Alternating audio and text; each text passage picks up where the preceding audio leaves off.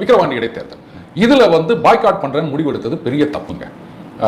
அதனாலதான் பாத்தீங்கன்னா நீங்களே சொல்லுங்க, அதிமுக ஓட்டு திமுக பக்கம் போயிருக்குதா இல்லையா? இந்த ஓட்டர் இது பார்க்கும்போது நமக்கு நல்லாவே தெரியுது. அப்போ ஏற்கனவே வந்து மேல்மட்டத்தில் ஏகப்பட்ட பேர் அங்கேருந்து இங்க வந்து நிறைய மந்திரியா இருக்காங்க. இன்னைக்கு திமுக செல்வாக்கு மிக்க மந்திரிகள்னு யாரை சொல்வீங்க? செந்தில் பாலாஜி அவர்களை விட்டுருங்க, ஏன்னா அவர் இப்ப மந்திரி இல்லை. ஆனா அவர் இருந்த வரைக்கும் அவர் தானே வந்து செல்வாக்கு மிக்க மந்திரியா இருந்தாரு.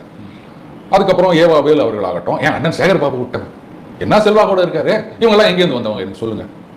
இது வந்து அந்த லெவல் மட்டும் இல்லைங்க, கீழ்மட்டத்திலையும் ஒன்றியம், கிளைக்கழகம், வட்டம் இந்த மாதிரியும் நிறைய மாறிக்கொண்டிருக்கின்றது. அது பெருசா பேசப்படலை, அதுதான் விஷயம். வட்ட செயலாளர்லாம் இங்கே நாங்க வராங்க, கவுன்சிலர் வராங்க. அதிமுகலேருந்து இங்க திமுக வந்த உடனே ஏற்கனவே பரம்பரையா திமுக இருக்கவங்களோட இவங்க டாமினேட் பண்ணிட்டு இருக்காங்க. நான் நேரடியா பார்த்திருக்கேன். அப்போ மேல் மட்டத்துல, அதுக்கப்புறம் கீழ் மட்டத்துல, எல்லா மட்டத்திலும் நிர்வாகிகள் டிரான்ஸ்பர் தொடர்ந்து நடந்து கொண்டிருக்கின்றது. இப்ப வேகமாயினுக்குது. அடுத்தது பாருங்க, விக்கிரவாண்டியில ஓட்டும் டிரான்ஸ்பர் ஆயிடுச்சு. அப்போ திமுகவுக்கே ஓட்டு போடலாம் அப்படின்ற மனநிலைக்கு அதிமுகவினர் வந்து விட்டார்கள். இதே எம்ஜிஆர் அவர்களோ ஜெயலலிதா அவர்களோ இருக்கும்போது இதை நினைச்சு பார்க்க முடியுமா?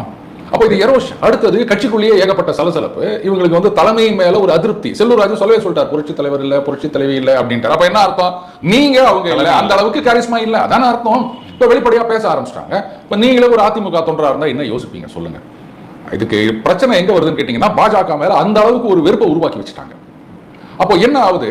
சரி ரைட்டு, அதாவது நிர்வாகிகள்லாம் போயிட்டாங்க, மந்திரிகள்லாம் போயிட்டாங்க. இவர் சொன்ன மாதிரி புரட்சி தலைவரும் இல்லை, புரட்சி தலைவியும் இல்லை.